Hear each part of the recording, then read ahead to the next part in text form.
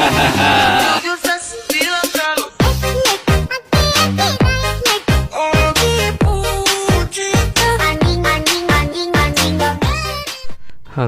assalamualaikum warahmatullahi wabarakatuh. Gimana kabar teman-teman semua? Baik-baik saja ya.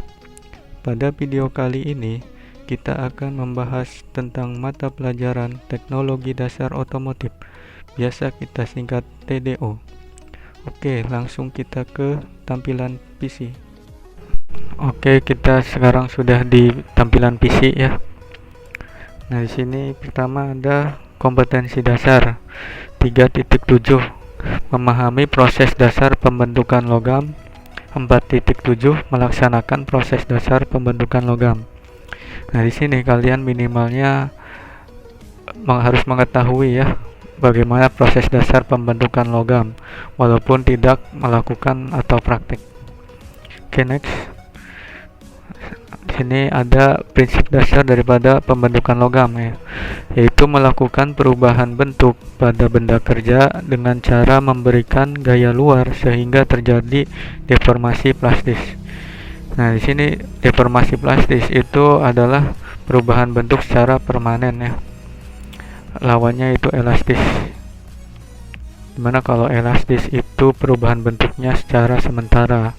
Contohnya kayak per atau pegas ya, itu kan kalau kita tekan atau beri gaya luar maka dia berubah bentuk, sedangkan kalau gaya luar atau tekanan tersebut kita hilangkan maka dia akan kembali ke bentuk semula ya.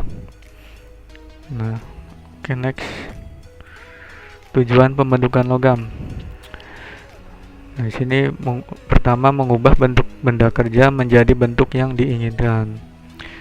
Yang kedua, memperbaiki sifat logam dengan jalan memperbaiki struktur mikronya. Oke, kita next.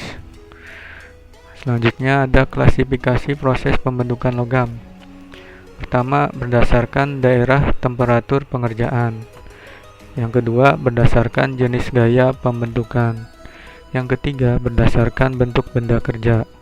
Yang keempat, berdasarkan tahapan produk. Nah, nanti ini masing-masing dari ini dibagi lagi ya. Oke, kita lihat.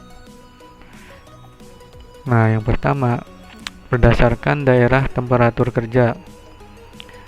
Nah, di sini klasifikasinya berdasarkan daerah temperatur kerjanya ya. Ada dua, dibagi menjadi dua. Pertama ada proses pengerjaan dingin, proses pengerjaan panas. Oke, selanjutnya klasifikasi berdasarkan gaya pembentukan, dimana dibagi menjadi 5 ya. Pertama dengan tekanan, yang kedua dengan tarikan, yang ketiga dengan tekanan dan tarikan, yang keempat dengan tekukan, yang kelima dengan geseran. Selanjutnya klasifikasi berdasarkan bentuk benda kerja. Nah, yang pertama pembentukan benda kerja masif atau pejal.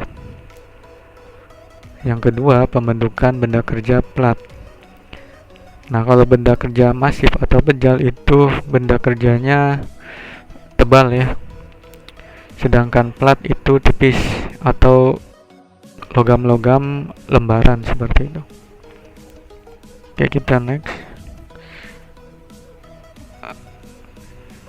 Selanjutnya ada klasifikasi berdasarkan tahapan produk, di mana di sini ada proses pembentukan primer dan proses pembentukan sekunder. Proses pembentukan primer ini berarti kan pembentukan pertama ya. Nah, ini biasanya dilakukan oleh pabrik. Contohnya misalkan Krakatau Steel, dia kan memproduksi macam-macam ini ya, baja atau besi gitu. Nah, itu kan dari biji besi diolah atau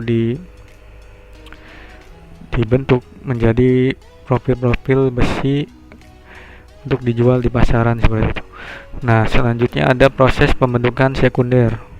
Nah, proses pembentukan sekunder ini setelah pembentukan primer ya. Contohnya misalkan di tukang las misalkan, dia mengerjakan pagar. Nah itu kan dia bahan-bahannya dari pabrik ya, atau dari toko-toko. Nah itu kan nanti besinya dibentuk sedemikian rupa, misalkan menjadi pagar ya, dibentuk menjadi pagar. Nah itu dinamakan pembentukan sekunder, itu contohnya ya. Oke, kita next. Nah di sini secara garis besar dalam pembentukan logam itu dibagi menjadi proses pengerjaan dingin dan proses pengerjaan panas ya. Oh, ini panas ya. Nah, proses pengerjaan dingin itu proses pembentukan logamnya dilakukan di suhu atau temperatur ruangan ya. Ya, kisaran 25 sampai 30 lebih ya. Suhu kamar atau suhu ruangan. Nah, selanjutnya untuk pengerjaan dingin ini menurut De Garmo dibagi menjadi 4 kelompok besar. Yang pertama ada squeezing atau mengepres, sama aja dengan menekan ya. Yang kedua ada bending atau melengkungkan. Yang ketiga ada shearing atau memotong. Yang keempat ada drawing atau menarik. Oke, selanjutnya proses pengerjaan panas. Proses pengerjaan panas ini contohnya proses tempa ya. Nah ini biasa dijumpai di pandai besi ya. Misalkan membuat pisau, membuat golok atau pedang ya, itu di tempat pandai besi. Nah untuk suhu atau temperatur daripada proses pengerjaan panas, dalam hal ini contohnya proses tempa, itu di warna merah jingga atau orange, berarti di sekitaran suhu 950 derajat sampai 1450 derajat ya, untuk suhunya sekitaran situ.